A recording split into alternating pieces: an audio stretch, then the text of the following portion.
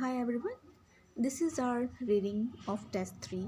Today we will read this whole reading passage and try to sort out the given questions related to this passage. Let's get started. Climate change reveals ancient artifacts in Norway's glacier. कि जो climate change हो रहा है वो Norway's के जो glacier में artefacts हैं, प्राचीन आर्टिफैक्ट्स हैं, उनको रिवील करता है. फर्स्ट पैराग्राफ हमारा A. Well above the tree line in Norway's highest mountain. Norway के जो हाईएस्ट माउंटेन हैं उनकी ट्री लाइन के above ancient fields of ice are shrinking as earth's climate warms. प्राचीन फील्ड है जो आइस के, वो अर्थ के गर्म क्लाइमेट की वजह से श्रिंक हो रहे हैं. As the ice has vanished, जैसे जैसे जो बर्फ़ है वो वैनिश हो रही है. It has been giving up the treasures it has preserved in cold storage for the last 6000 years. ये अपने जो ट्रेजर्स हैं उसको गिव अप कर रही है, जिसको इसने पिछले 6000 वर्षों से ठंडे स्टोरेज में प्रिजर्व करके रखा हुआ है. इसमें से कौन कौन सी आइटम्स हैं? एशियंट एरोज़ हैं, ठीक है, प्राचीन तीर हैं, and skis from Viking age traders, और विंकिंग एज के जो ट्रेडर्स हैं उनकी स्कीज़ हैं. And those artifacts have provided archaeologist with some surprising insights into how ancient Norwegians made their livings. ये जो आर्टिफैक्ट्स हैं ये आर्कियोलॉजिस्ट को एक इंसाइट प्रदान करती है, एक सरप्राइजिंग इंसाइट देती है कि जो एशियंट नॉर्वेजियंस थे वो कैसे अपना जीवन यापन करते थे. हमारा B paragraph. Organic materials like textiles and hides are relatively rare finds at archaeological sites. कपड़ा और खाद जैसे ऑर्गेनिक मटेरियल आर्कियोलॉजिकल साइट्स पर अपेक्षाकृत दुर्लभ पाए जाते हैं. This is because unless they are protected from the micro organisms that cause decay they tend not to last long. ऐसा इसीलिए है क्योंकि जब तक इन्हें माइक्रो ऑर्गेनिज्म से प्रोटेक्टेड नहीं किया जाता है ना, जो कि इनके डिकम्पोज का कारण बनते हैं, ये लंबे समय तक नहीं टिकते हैं. Extreme cold is one reliable way to keep artefacts relatively fresh for a few thousand years, but once thawed out, these materials experience degradation relatively swiftly. अत्यधिक ठंड कुछ हजार वर्षों तक इन आर्टिफैक्ट्स को अपेक्षाकृत ताज़ा रखने का एक विश्वसनीय तरीका है, लेकिन एक बार पिघल जाने के बाद ये मटेरियल्स तेज़ी से गिरावट का एक्सपीरियंस करती हैं. With climate change shrinking ice cover around the world, glacier archaeologists need to raise the clock to find newly revealed artifacts, preserve them and study them.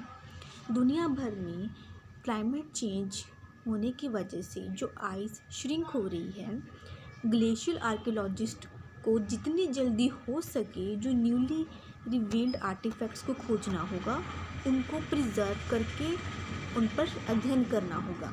If something fragile dries and is wind blown, it might be very soon be lost to science.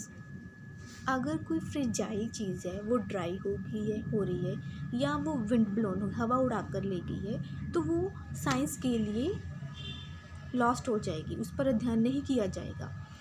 और an arrow might be expose, arrow को expose किया जा सकता है, and then covered again by the next snow, और next snow में उसे दोबारा कवर किया जा सकता है, एंड रिमेन वेल प्रिजर्व, और इस तरह से वो अच्छी तरह से प्रिजर्व रखा जा सकता है. The unpredictability means that glacier archaeologist have to be systematic in their approach to field work. जो अनप्रडिक्टेबिलिटी है उसका मतलब ये है कि ग्लेशियर आर्कियोलॉजिस्ट को अपने फील्ड वर्क की अप्रोच में सिस्टमेटिक होना चाहिए. नाउ अब हम अपने क्वेश्चंस की तरफ चलते हैं. इम्पॉर्टेंट स्टेटमेंट है हमारी, an explanation for weapons being left behind in the mountains. Mountains में छोड़े जा रहे हथियारों की व्याख्या, इसमें कोई इसके बारे में बात नहीं की थी। नेक्स्ट है a reference to the physical difficulties involve in an archaeological expeditions. Archaeological अभियान में शामिल शारीरिक कठिनाइयों का संदर्भ।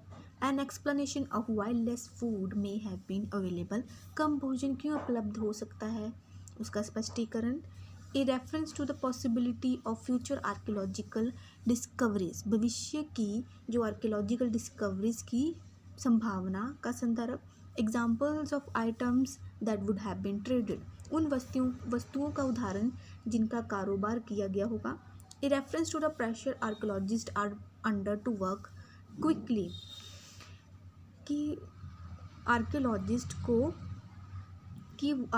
है वो एक प्रेशर के अंडर है कि उन्हें फटाफट वो काम करना होगा, उसके बारे में क्या इस पैराग्राफ में लिखा है। यस, तो हमारा 19 का आंसर बी है।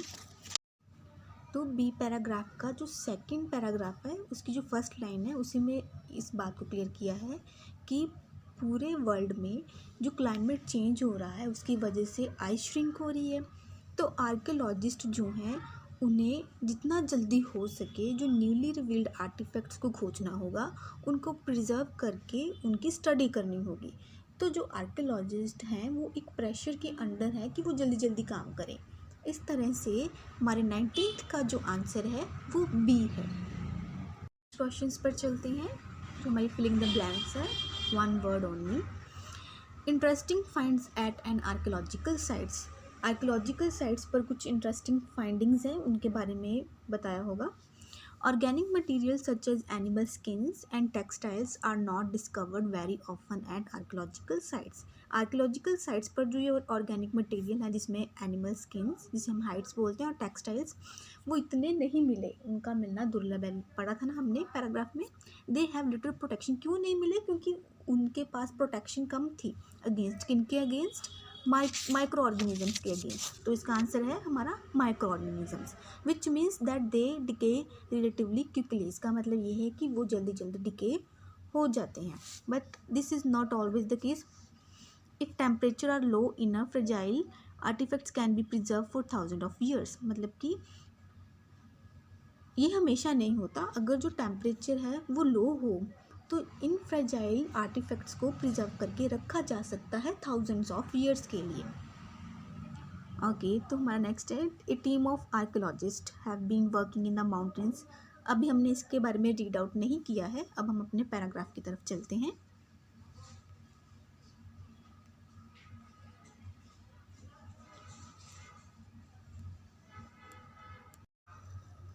Over a 9-year period, a team of archaeologists, which included Lars Pillow of Oppland, County Council, Norway, and James Barrett of the MacDonald Institute from Archaeological Research, surveyed patches of ice in Oppland, an area of south-central Norway that is home to some of the country's highest mountains. 9 साल की अवधि में archaeologist की एक team थी जिसमें Oppland, county council, Norway के Lars Pilo और McDonald Institute for Archaeological Research के जेम्स बैरेट शामिल थे। उन्होंने ऑपलैंड में बर्फ़ के पैचेस को सर्वे किया। ये एक एरिया था जो नॉर्वे के साउथ सेंट्रल में था, जो कि कंट्री के कुछ हाईएस्ट माउंटेन्स का घर था। Reindeer once congregated on these icy patches in the later summer months to escape biting insects, and from the late Stone Age hunters followed. जो रेनडियर्स थे वो गर्मियों के बाद वाले महीनों में इस स्थान पर एकत्रित होते थे ताकि वो खुद को इंसेक्ट्स से बचा सके, जो काटने वाले कीड़े हैं उनसे बचा सके, और स्टोन एज में, जो लेट स्टोन एज है, जब हंटर्स आते हैं उनसे भी वो बच सके। इन एडिशन, इसके अलावा trade routes threaded through the mountain passes of Oppland. जो ट्रेड रूट्स थे वो भी ओपलैंड का जो माउंटेन पासिस था उसके थ्रू से होकर गुजरते थे, linking settlements in Norway to the rest of the Europe. Norway में बस्तियों को शेष यूरोप से जोड़ते थे। The slow but steady movement of glaciers tends to destroy anything at their bases, so the team focused on stationary patches of ice, mostly above 1400 meters. जो slow पर जो स्टेडी मूवमेंट हो रही थी ग्लेशियर्स की, वो उसके ठिकानों पर, उसके बेस पर कुछ भी था उसे नष्ट कर देती थी।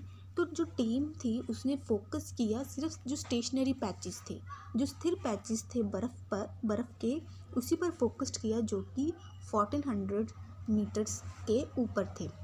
That ice is found amid fields of frost weather boulders, fallen rocks and exposed bedrocks that for 9 months of year is buried beneath snow. ये जो आइस थी वो बर्फ़ से भरी हुई जो रॉक थी, है ना, रॉक थी, उसमें फॉलन गिरी हुई चट्टानों और जो एक्सपोज्ड बेडरॉक्स थी उसके बीच में पाई जाती थी, जो कि साल के 9 महीने बर्फ़ के नीचे दब जाती थी। Field work is hard work, hiking with all our equipments, often camping on permafrost but very rewarding. जो फील्ड वर्क है वो हार्ड वर्क है एक तरह का, कि सभी उपकरणों के साथ, इक्विपमेंट्स के साथ हाइकिंग करनी, फिर परमाफ्रॉस्ट पर कैंपिंग करनी, बट बहुत फ़ायदेमंद होता था। You are rescuing the archaeology, bringing the melting ice to the wider attention, discovering a unique environmental history and really connecting with the natural environment, say Barrett. Barrett कह रही हैं कि आप आर्कियोलॉजी को बचा रहे हैं, ठीक है, जो आइस मेल्ट हो रही है उसको वाइडर अटेंशन प्रदान कर रहे हैं और एक यूनिक इन्वायरमेंटल हिस्ट्री की खोज कर रहे हैं जो कि हमें कनेक्ट कर रही है सचमुच नेचुरल इन्वायरमेंट के साथ। अब हम अपने क्वेश्चंस की तरफ चलते हैं। ओके, वेपन्स की बात नहीं हुई है इसमें। हमारा 15th है reference to the physical difficulties involve in an archaeological expedition, कि आर्कियोलॉजिकल हम कोई खोज कर रहे हैं तो उसमें कोई फिजिकल डिफ़िकल्टीज आ रही है। तो हमारे 15th का आंसर है सी। इसी में फिजिकल डिफ़िकल्टीज़ के बारे में बताया हुआ है ना, कि जो हम कोई खोज कर रहे हैं, ठीक है, आर्कियोलॉजिकल, और उसमें हम एक फ़िज़िकल जो डिफ़िकल्टी आ रही है वो है आइस, ठीक है, कि वो जो ग्लेशियर हैं वो स्थिर नहीं है, ठीक है, तो वो अपने स्थान से हिल रहे हैं, तो वो 1400 मीटर्स की ऊंचाई पर, है ना, उससे ऊपर वो आइस के पैचेस को ले रहे हैं, उसको सर्वे कर रहे हैं, है ना, इसके बारे में सारा बताया हुआ है ना, तो इसका आंसर है हमारा सी। नेक्स्ट क्वेश्चंस की तरफ चलते हैं। Okay, a team of archaeologist have been working in the mountains in Oppland in Norway to recover artifacts revealed by shrinking ice cover. In the past, they were trade routes through these mountains, and dash gathered there in the summer month to avoid being attacked by dash on lower ground. Late summer month में कौन वहाँ पर एकत्रित होते थे? Reindeers वहाँ पर आते थे। क्यों आते थे? To avoid being attacked by, ताकि वो खुद को बचा सके किससे? इंसेक्ट से, बाइटिंग इंसेक्ट से बचा सके।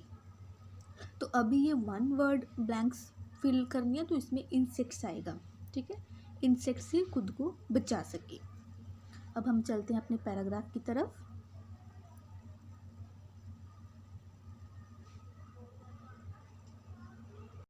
At the edges of the contracting ice patches, archaeologists found more than 2,000 artifacts, which formed a material record that ran from 4000 BCE to the beginnings of the Renaissance in the 14th century. Contracting ice patches के किनारों पर archaeologist को 2000 से भी ज़्यादा कलाकृतियाँ मिली, जिन्होंने एक भौतिक रिकॉर्ड बनाया जो 4000 ईसा पूर्व से 14वीं शताब्दी में पुनर्जागरण की शुरुआत तक चला। Many of the artifacts are associated with hunting. कई कलाकृतियाँ शिकार से जुड़ी हैं। Hunters would have easily misplaced arrows and they often discarded broken bows rather than take them all the way home. शिकारियों ने आसानी से तीरों को खो दिया होगा और वे अक्सर टूटे हुए धनुषों को घर ले जाने की बजाय छोड़ देते थे. Other items could have been used by hunters traversing the high mountain passes of Upland. All-purpose items like tools, skis and horse tack. अन्य वस्तुओं का उपयोग शिकारियों द्वारा ऑपलैंड के ऊंचे पहाड़ी दर्रों को पार करने के लिए किया जा सकता था. ऑल पर्पस आइटम्स थी उसमें टूल्स, स्की और घोड़े के कील. अब हम अपने क्वेश्चन की तरफ चलते हैं.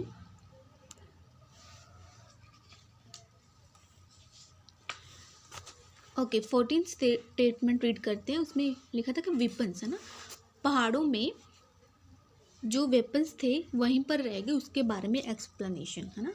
तो इस स्टेटमेंट के बारे में इस पैराग्राफ में एक्सप्लेनेशन दी हुई है. तो 14 का हमारा आंसर हुआ डी. ओके, अब हम अपने पैराग्राफ की तरफ चलते हैं. E paragraph. Barrett's team radiocarbon dated 153 of the artifacts and compared those dates to the timing of major environmental changes in the region, such as periods of cooling or warming, and major social and economic shifts such as the growth of farming settlements and spreading of international trade networks leading up to the Viking Age. Barrett की team ने radio carbon dated 153 जो artefacts थे और उनको compare किया उनकी dates को उस समय जो मेजर इन्वायरमेंटल चेंज हुए थे उस रीजन में उसके साथ, जैसे कि कूलिंग का टाइम पीरियड कितना था और वार्म कितने टाइम पीरियड के लिए रहा, एंड मेजर जो सोशल और इकोनॉमिक शिफ्ट हुए थे जिसमें क्या फार्मिंग सेटलमेंट्स की ग्रोथ हुई और इंटरनेशनल ट्रेड नेटवर्क का विस्तार हुआ वाइकिंग एज तक. They found that some period had produce lot of artefacts. उन्होंने पाया कि कुछ पीरियड्स ऐसे थे जिसमें बहुत सारे आर्टिफैक्ट्स को पैदा हुए which indicates that people had been pretty active in the mountain during those time. और ये इस बात को इंडिकेट करते हैं कि उस समय पर जो लोग थे वहाँ पर बहुत ज़्यादा एक्टिव थे माउंटेन्स में. But there were few or no sign of activity during other period. But कुछ टाइम पीरियड ऐसे भी थे जिसमें कोई भी साइन या कुछ ही साइन थे कि वहाँ पर कोई एक्टिविटी भी हुई होगी. क्वेश्चंस की तरफ प्रोसीड करते हैं. Okay, Which two of the following statement does the writer make about the discoveries of the Barrett's team? Barrett's teams के बारे की डिस्कवरीज के बारे में राइटर ने कौन सी स्टेटमेंट दी है?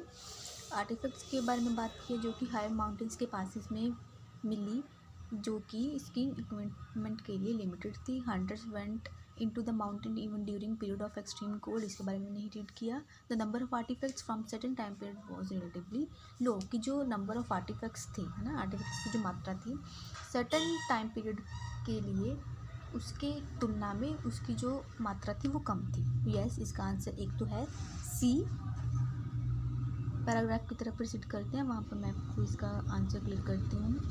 ओके, तो पैराग्राफ ई की फर्स्ट लाइन से ही क्लियर है कि रेडियो कार्बन डेटेड 153 आर्टिफैक्ट्स थे. उनकी डेट्स को जो मेजर इन्वायरमेंटल चेंजेस हुए रीजन में उसकी टाइमिंग के साथ कंपेयर किया गया. उसमें कौन कौन से टाइम पीरियड थे? कूलिंग, वार्मिंग और major social and economic shift हुए है ना. तो ये सारी शिफ्ट के बीच उन्हें सिर्फ 153 रेडियो कार्बन आर्टिफैक्ट्स मिले. ठीक है, तो अब हम अपना नेक्स्ट पैराग्राफ पढ़ते हैं. What was surprising according to the Barrett was the timing of this period. Barrett के अनुसार जो बहुत ही आश्चर्यजनक बात थी वो इस टाइम पीरियड्स की अवधि थी. Uplands mountain present daunting terrain and in periods of extreme cold Glaciers could block the higher mountain passes and make the travel in the upper reaches of the mountain extremely difficult. What was surprising, according to Barrett, was the timing of these periods. बेरेट के अनुसार जो आश्चर्यजनक था वह इन periods का समय था. Uplands mountain present daunting terrain and in periods of extreme cold, glaciers could block the higher mountain passes and make travel in the upper reaches of the mountains extremely difficult. ऑपलैंड के पहाड़ कठिन इलाके में मौजूद हैं और अत्यधिक ठंड की अवधि में जो ग्लेशियर्स हैं वो हायर माउंटेन्स के जो मार्ग हैं उनको ब्लॉक कर सकते हैं और अपर रीचेस पर माउंटेन्स के जो अपर रीच हैं वहाँ पर ट्रैवल करना कठिन बना सकते हैं. Archaeologists assumed people would stick to lower elevation during a time like the late Antique Little Ice Age, a short period of deeper than usual cold from about 536 to 600 CE. Archaeologist ने assume किया कि जो लोग थे वो lower elevation के साथ stick थे इस टाइम पीरियड के दौरान, जैसे कि लेट एंटीक जो लिटल आइस एज है एक शॉर्ट पीरियड था जिसमें सामान्य से अधिक ठंड पड़ती है फ्रॉम इतने 536 से लेकर 600 CE तक. But it turned out that hunters kept regularly venturing into the mountains even when the climate turned cool. पर जो हंटर्स थे वो रेगुलरली माउंटेन्स में जाते थे भले ही जो क्लाइमेट था बहुत ही अधिक ठंडा हो गया था. Based on the amount of stuff they had apparently dropped there. और ये बात किस चीज़ पर बेस्ड थी कि वो कितना अमाउंट ऑफ स्टफ जो है वहाँ पर ड्रॉप किए हुए हैं. Remarkably, though the finds from the ice may have continued through this period, perhaps suggesting that the importance of mountain hunting increased to supplement failing agriculture harvest in times of low temperature, says Barrett. Barrett कहते हैं कि remarkably हालांकि कि जो ice से जो findings हो रही हैं जो खोज है वो जारी रहेगी इस पीरियड में भी. शायद ये इस बात को का सुझाव दे रही है कि कम तापमान के समय में जो एग्रीकल्चर हार्वेस्ट है वो असफल रही. उसके पूरक जो माउंटेन हंटिंग की जो इम्पोर्टेंस है वो बढ़ गई. A colder turn in the Scandinavian climate would likely have meant widespread crop failures, so more people would have depended on hunting to make up for those losses. Scandinavian climate में जो colder turn आता है which means उस area में जब ठंड का मौसम आता है तो उसका मतलब है कि वाइड स्प्रेड क्रॉप का फेलियर हो जाना. तो इसीलिए जो ज़्यादातर लोग हैं वो उन चीज़ों की भरपाई के लिए उस नुकसान की भरपाई के लिए हंटिंग पर निर्भर होंगे. नाउ अब हम अपने क्वेश्चन की तरफ चलते हैं.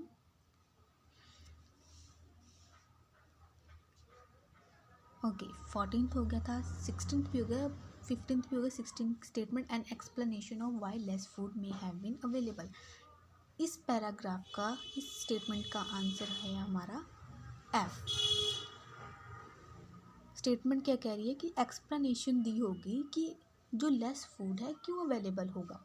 ठीक है, क्योंकि ठंड का पीरियड आ जाएगा तो उस पीरियड में उस स्थान पर खेती नहीं की जाएगी तो लोग हंटिंग पर निर्भर होंगे भोजन के लिए.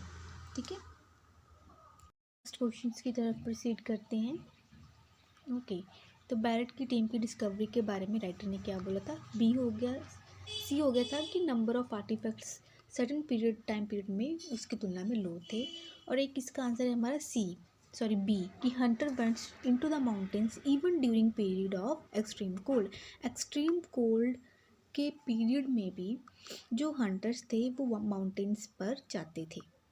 ठीक है, तो इसका एक आंसर हो गया हमारा बी और दूसरा सी. अब हम अपने पैराग्राफ की तरफ प्रोसीड करते हैं. Many of the artifacts Barrett's team recovered date from the beginning of the Viking Age, the 700s through to the 900s CE. Barrett की टीम ने बहुत सारे जो आर्टिफैक्ट्स थे उसकी डेट को रिकवर्ड किया वाइकिंग एज के शुरू से लेकर 700 से 900 सीई तक.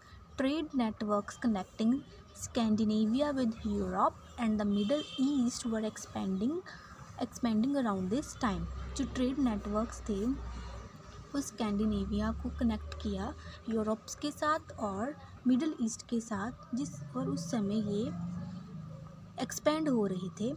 Although we usually think of ships, हालांकि हम शिप्स के बारे में सोचते हैं when we think of Scandinavian expansion, जब हम स्कैंडिनेवियन एक्सपेंशन के बारे में सोचते हैं. These recent discoveries show that plenty of goods travelled on overland routes like the mountain passes of ओपलैंड.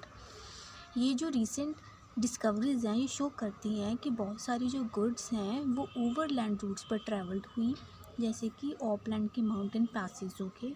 And growing Norwegian's town along with export markets would have created a booming demand for hides to fight off the cold as well as antlers to make useful things like combs. जो growing Norwegian towns हैं उनके साथ साथ जो export markets हैं उन्होंने hides के लिए बूमिंग डिमांड की होगी सो दैट कि वो अपने आप को कोल्ड से बचा सकें. उसी के साथ एंटलर्स यानी सींगों की, और जिससे कि वो यूज़फुल थिंग्स बना सके जैसे कि कॉम्स कंघियाँ. Business must have been good for hunters. जो बिजनेस होगा वो हंटर्स के लिए अच्छा रहा होगा. अब हम अपने क्वेश्चंस की तरफ प्रोसीड करते हैं. 18th स्टेटमेंट्स देखते हैं. Examples of item that would have been traded. ठीक है, एग्जाम्पल्स दी हुई थी. इसमें कौन कौन सी? एंटलर्स का ट्रेड होता था, सींगों का, ठीक है, और हाइड जो खाल थी है ना, ताकि वो खुद को ठंड से बचा सके. तो इन चीज़ों के बारे में एग्जाम्पल दी हुई थी जो उस समय ट्रेड की जाती थी. तो 18th का हमारा आंसर होगा जी. नेक्स्ट क्वेश्चन की तरफ प्रोसीड करते हैं हम. ओके, वाइकिंग एज के बारे में राइटर ने कुछ स्टेटमेंट्स दी हैं. Okay, hunters at this time benefited from an increase demand for good. जो हंटर थे इस समय पर सबसे ज़्यादा बेनिफिट रहे होंगे, जो डिमांड हो रही है गुड्स की ज़्यादा उससे. तो इसका एक तो आंसर हो गया ए. ठीक है, अब बाकी देखते हैं. ए किसका आंसर है? C. Vikings did not rely on ships alone to transport goods. की जो वाइकिंग्स थे वो केवल शिप्स पर डिपेंडेंट नहीं थे गुड्स को ट्रांसपोर्ट करने के लिए. ठीक है, तो इसका आंसर हमारा हो गया एक तो ए और दूसरा सी. ग्राफ एच देखते हैं. Norway's mountains are probably still hiding a lot of history, a prehistory in remote ice patches. Norway's के जो माउंटेन्स हैं वो अभी भी बहुत सारी हिस्ट्री को खुद में छुपा के रखे हुए हैं, प्री हिस्ट्री को. ठीक है, इन रिमोट आइस पैचेस में. When Barrett's team looked at the dates for their sample of 153 artifacts, they noticed a gap with almost no artifacts from about 3800 to 2200 BCE. जब बैरेट की team ने 153 artefacts के samples की date को देखा तो उन्होंने एक गैप को नोटिस किया जब कोई भी आर्टिफैक्ट नहीं था 3800 से लेकर 2200 BCE तक. In fact archaeological finds from that period are rare all over Norway. वास्तव में आर्कियोलॉजिकल जो फाइंड्स थी पूरे नॉर्वे में उस समय पर दुर्लभ थी. The researchers say that could be because many of those artifacts have already disintegrated or are still frozen in the ice.